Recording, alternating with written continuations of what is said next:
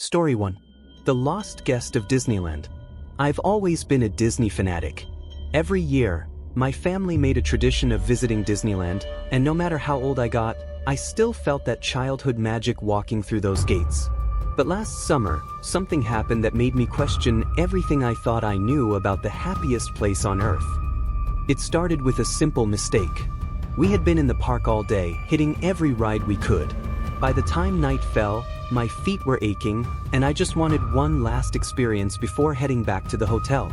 My family wanted to check out the gift shops near Main Street, but I was determined to ride Haunted Mansion one last time. I told them I'd meet them after, then hurried toward New Orleans Square. The line was almost non-existent, maybe a 5-minute wait. I stepped into one of the dune buggies and let the eerie music settle over me as the ride began. But somewhere near the middle, around the endless hallway scene, the ride stopped. Not unusual. It happens all the time. A voice came over the speakers. "Ladies and gentlemen, please remain seated. Your ride will resume shortly." I sighed and leaned back, waiting. But the wait stretched on. 5 minutes, 10, 15. I checked my phone. No signal. Good. That's when I noticed something unsettling. The ride's sound effects had stopped. The ghostly whispers, the echoing voices, all gone. It was dead silent. Even the usual park noises, distant chatter, music, the hum of other rides, vanished. It was like I was the only one in the entire park. A cold chill ran down my spine. I peered into the dimly lit hallway scene ahead, trying to make out any movement. The animatronics weren't moving. The candle in the floating candlestick was frozen in midair. And then a shadow moved. Not part of the ride. Not a trick of the light. Someone was standing in the darkness, just beyond the set. At first, I thought it was a cast member, maybe a worker fixing the ride. But the longer I stared, the more I realized it wasn't. The figure was too still, too tall, and its eyes, I swear I could see them, even in the dark, staring directly at me.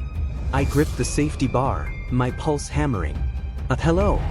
My voice sounded tiny in the silence. No response. Then a slow, shuffling step forward. My stomach twisted. I just knew that if I waited any longer, if I let it get closer, something horrible would happen. Without thinking, I climbed out of the dune buggy. I didn't care about the rules anymore. My body was in full-blown panic mode. I sprinted down the track, dodging ride props and ducking under fake cobwebs. The emergency exit had to be somewhere.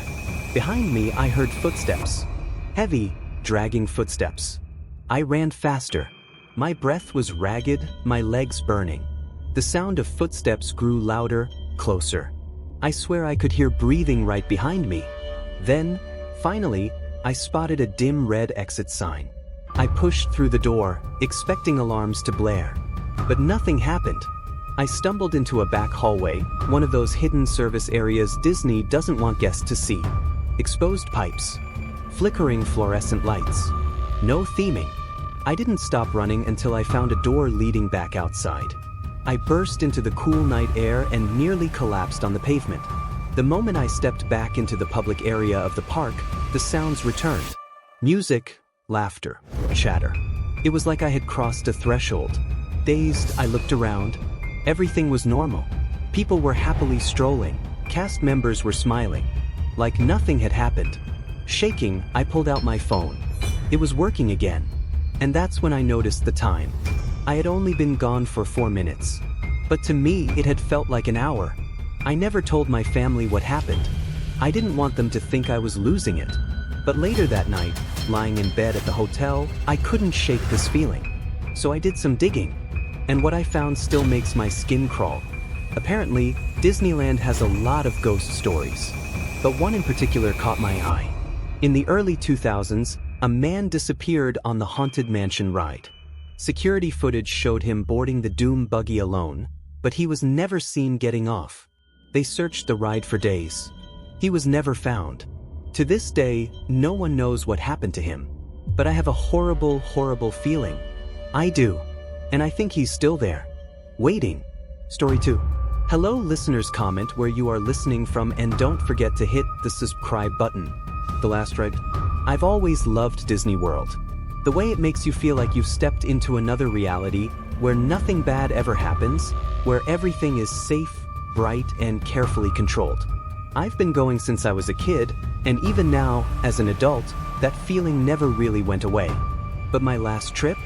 I don't think I'll ever go back. Because now, when I think of Disney, I don't think of magic. I think of something else, something I can't explain, something I wish I could forget. It happened on my second night there. The crowds were thinning, the sky was that deep purple just before full darkness, and the park had that eerie calm it gets when the day is almost over, when most of the families have left and only a few guests linger in the glow of the lights. My family had already gone back to the hotel, but I wanted to stay a little longer, to soak it in. The empty streets, the neon reflections in the puddles from an earlier rain, the distant echo of music from attractions that were still running.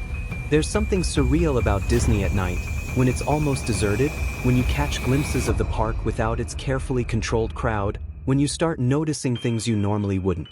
I wandered toward Tomorrowland, hoping to squeeze in one last ride on Space Mountain.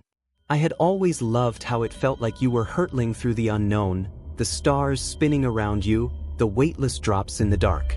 But when I got there, the entrance was already closed, a cast member pulling the rope across, shaking his head at a couple of stragglers who had just arrived. I sighed, disappointed. That was it. The night was over. Or at least, it should have been. That's when I saw him.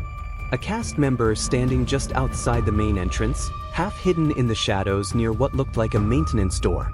His uniform was wrong, not like the modern, crisp ones I'd seen all day, but something older, outdated, like it belonged to a version of the park that didn't exist anymore. His name tag was too faded to read. He was watching me. And then, as if he knew I was about to leave, he tilted his head slightly and said, "Looking for one last ride?"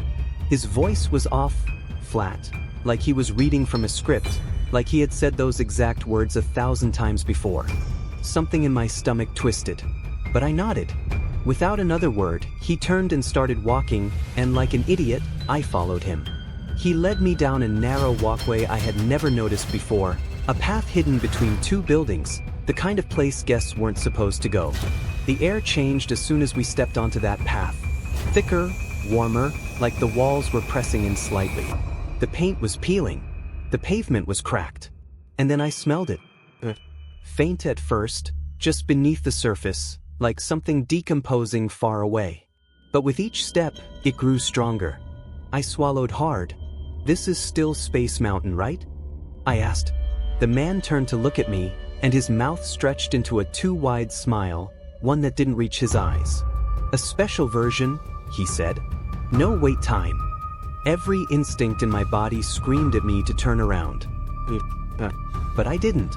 He pushed open a metal door, and I stepped inside. The air hit me first. Cold. Stagnant. The hallway beyond was wrong, not like any Disney ride queue I had ever seen. The ceiling was lower, the walls were lined with exposed pipes, and the only light came from flickering bulbs overhead.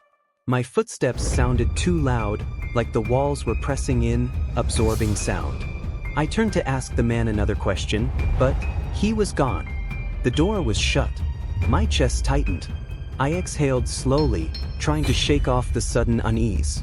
Maybe I had wandered into a backstage area. Maybe this was some sort of special experience for late-night guests. That's what I told myself. But then I saw the ride vehicle. It sat alone on the track, waiting in the dim light. But it wasn't the sleek white rockets from Space Mountain. It was old, metallic, rusted in places. The seats were too small, and the leather straps looked worn, creased, cracked, stained. Something had been in that seat before me. My stomach clenched. I wasn't doing this. Something was wrong. I turned back to the door. It wasn't there. The hallway stretched further than before. My breath caught. The walls seemed different, like they had shifted when I wasn't looking, like the space was alive. I took a step back. My skin prickled. The air felt heavy, pressing against me. I wasn't supposed to be here. I needed to leave. Then I heard it. The ride car moved. Just slightly, like something inside was shifting, settling. Then a whisper. So faint. Right behind me. "Take a seat." I froze. My body locked up, every muscle screaming to move, to run, but I couldn't. I couldn't even breathe. The sound was too close. But I was alone. I was alone. A shadow passed over the ride vehicle. The smell was unbearable now, rot, sweat, old blood. The car jerked forward an inch. And then, I heard breathing. Behind me, my body finally unlocked. I ran. I didn't care where, I just ran. The hallway twisted, stretched, the walls pulsing like they were breathing, like something was moving inside them. My footsteps didn't echo right. The sound was swallowed too fast, like the space around me wasn't real. And the ride, it started moving. The chains groaned, the gears clanked, the wind rushed past like the tracks stretched into some void, something far beneath the park, something that had been waiting. And then the lights cut out. Total darkness. The whisper came again, not from behind me this time. You were supposed to stay. Fingers, cold, thin, skeletal, brushed my wrist. I screamed. I don't remember what happened next. I just remember running, stumbling, slamming into something hard, and suddenly I was back in Tomorrowland. Bright lights, noise, people, normal. A cast member was looking at me, concerned. "Sir, are you okay?" I turned. The hallway was gone. The door was gone. There was nothing there but the smooth wall of the building. I tried to tell them what happened, but they just laughed. "Maybe you found an old maintenance tunnel," they said. But I know the truth. That wasn't a tunnel. That wasn't maintenance. That was something else. Something that had been there long before the park. Something that had been waiting. And the worst part? I keep hearing it. At night. In my dreams. The grinding of metal. The whisper, soft and eager. "Take a seat." And I know, deep down, it's not over. It will never be over. Story 3. The ride that doesn't exist. I never thought I'd be the type of person to write one of these stories. But after what happened, I can't shake the feeling that I need to get it off my chest. It all started when my girlfriend, Amy, and I planned a weekend trip to Disney World. We're both lifelong fans. Not the kind that obsess over every ride's history, but the kind that grew up with Disney and never lost that sense of childhood magic. The trip was supposed to be special, a chance to relive some of our happiest memories. We had planned to hit all the major rides. Haunted Mansion, Space Mountain, Pirates of the Caribbean, all the classics. But as we were making our way through the park on the second evening, something strange happened.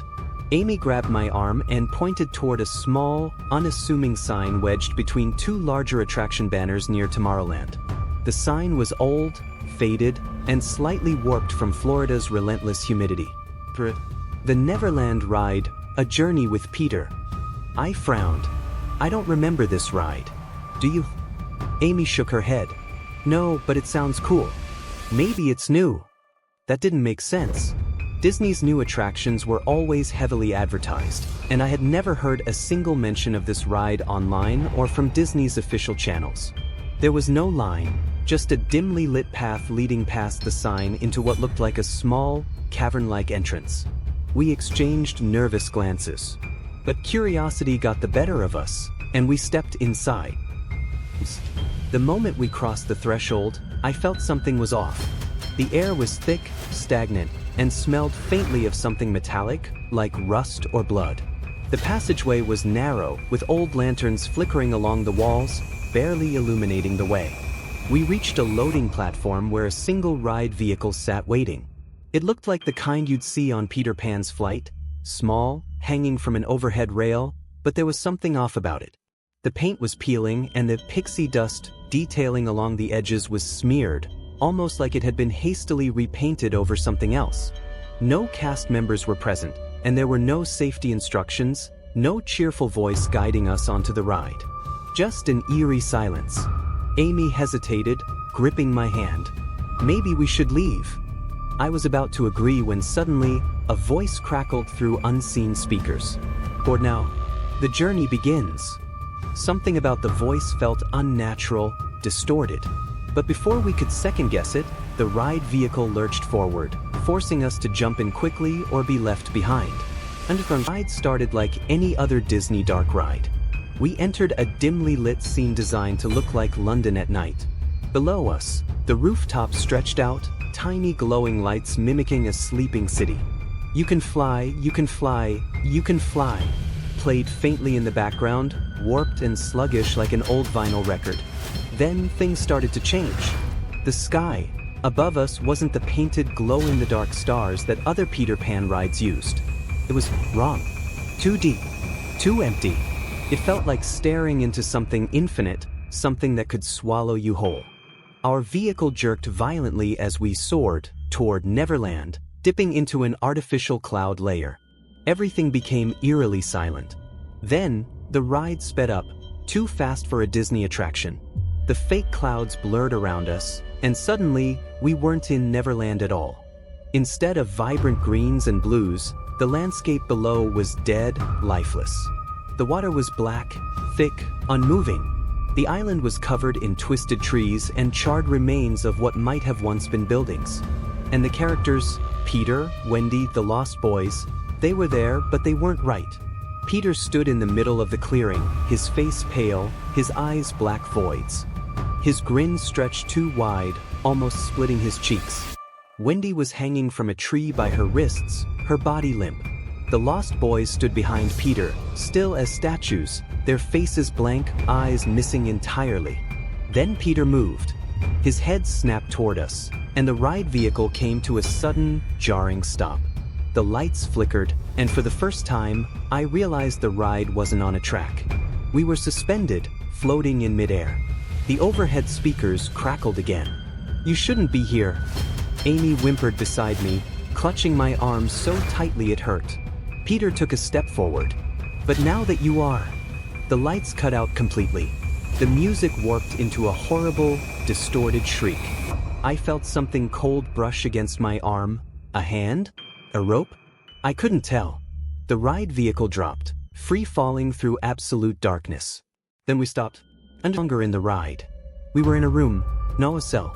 The walls were old, damp bricks, and there was only one dim light overhead, flickering erratically.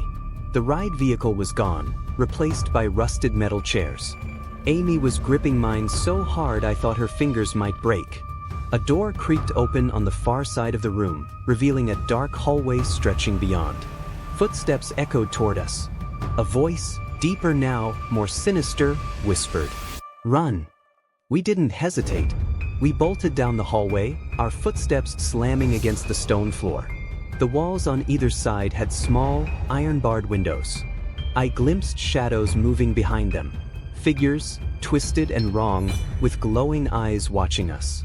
Some reached out, skeletal fingers grasping at nothing. The hallway twisted and turned, stretching longer than it should have. It felt endless. Then, up ahead, we saw it, an exit sign, flickering red. We sprinted toward it. Just as we reached the door, something slammed against it from the other side, making us skid to a stop. A deep, guttural growl filled the hallway. I turned, catching a final glimpse of something tall, shadowy, grinning with rows of jagged teeth. The door burst open, and we were thrown forward, on the pavement outside the park. It was daylight. Families bustled around us, children laughing, the scent of popcorn and churros filling the air. Everything was normal, except for the ride. We turned back, but the entrance was gone. No sign, no cave, nothing. Just an ordinary brick wall. Amy and I didn't speak. We just left. We didn't even stay for the fireworks. That night, back at our hotel, I searched the internet for any mention of the Neverland ride. There was nothing. No record of it. No one had ever heard of it. But when I checked my phone, my stomach turned. There, buried in my camera roll, was a single, blurry photo. It showed Peter standing in that lifeless Neverland, grinning. And beneath it, in a distorted, glitched font, was a message. "Never leave."